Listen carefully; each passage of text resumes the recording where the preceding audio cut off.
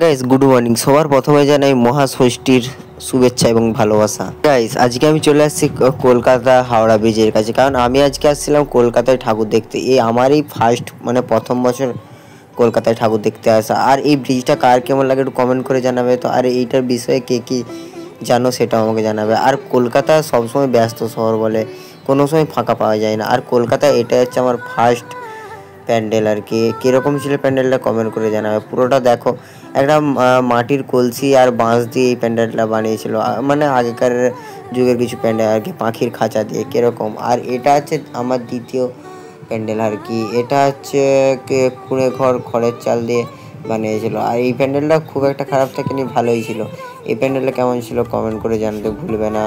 আর তোমরা কে কে কলকাতা থেকে ভিডিও দেখছো একটু কমেন্ট করে জানাবে। আর আমার যেই একটা লং ভিডিও ছাড়বো না এই কলকাতা ভিডিও নিয়ে, সেই লং ভিডিওটা অবশ্যই দেখে আসবে। আর তোমরা এই জায়গাটা একবার হলেও ভিজিট করতে পারো।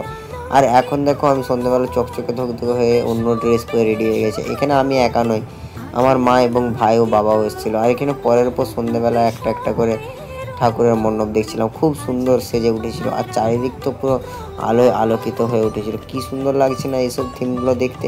হ্যাঁ, তাই বুঝি সবাই কেন কলকাতা কলকাতা করে, কারণ কলকাতায় 1 ফুট ছাড়াই নতুন নতুন রঙের নতুন নতুন জিনিসের প্যান্ডেল আছে। সেই সব দেখবার জন্যই সবাই কলকাতা কলকাতা বলে। আর কলকাতা পুরো একবার লাইটিংয়ে পুরো সেজে উঠেছে, পুরোটা কালারিং হয়ে গেছে, তাই না?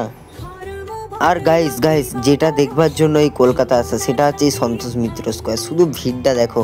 আর এবছরের থিম ছিল হচ্ছে সিন্ধুক, অপারেশন সিন্ধুক। তোমরা এখানে এসে একবার হলেও ভিজিট করতে পারো, খুব সুন্দর থিম ছিল। আর এই যে কলকাতায় কী আরও প্যান্ডেল দেখলাম, সারা রাত ঘুরলাম ভোর 4টা পর্যন্ত, সেই ভিডিও যদি দেখতে হয় তাহলে আমার ইউটিউব চ্যানেলে একবার যে হলেও লং ভিডিওটা দেখে আসতে হয়। Bye bye.